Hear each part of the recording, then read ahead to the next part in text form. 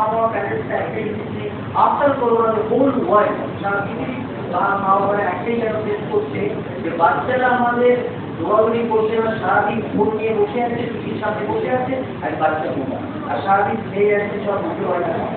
এই যে জিনিসটার জন্য এটা যে ডায়াবেটিস বিশাল চ্যালেঞ্জ সেগুলি আমাদের মধ্যে যারা ওয়ার্কআউট করায় চ্যালেঞ্জগুলিতে সবসময় জানতে একটু বাচ্চারা ইউজুয়ালি প্যারেন্টসরা কোনোদিন শিখে দেয় না, তো সবসময় নোবেশন করে দেয় যে নোবেশন জন্য আইডার আগে তোমাদের ছোট্ট বাচ্চা নেই একটা ও ডায়াবেটিস চলছে আইডালজি বাচ্চারা হাইট করছে খুব সুন্দর একটা শেপ হয়ে গেছে, খুব ভালো শেপ আছে। আমি ওর জার্নি একবার আপনাদের সাথে কথা বলবো। Good afternoon everyone, I am Maya and I am 13 years old. Being a child, I have faced child obesity. Jago India Jago Camp's main aim is to fight against obesity. So today, I am going to share my experience, how I have reduced my weight and increased my height. Recently, many children, small children, are facing and struggling issues related to obesity and struggling issues related to height, and they are facing child obesity. After Corona, many children have started to gain weight, and they have started to face problems, health problems like due to diabetes, hypertension, and the small children with fatty liver. So, anyhow, we have to start doing exercises, and there is no such alternative of it. And that to be done without using any machine. And yes, I have done that. I have reduced my weight, and now I am feeling more confident. So, start doing exercises and be healthy and fit. So, no more excuses to get into fitness. Thank you. 18 years as an instrument workout member, and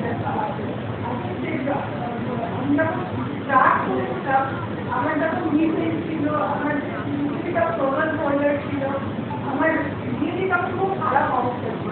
কিন্তু এটা করার পরে আমার music ball no প্রবল follower কোনো unnecessary pain নেই, আমার কোমরে কোনো রাস্তা নেই, কিন্তু আমি আমার পশুদের থেকে বুঝতে পারি আর মাস করছি।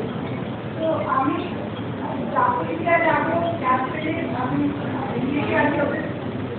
বেশিরভাগ চাকরি কামনা করি এবং আমি আর্ট করছি। জাগো ইন্ডিয়া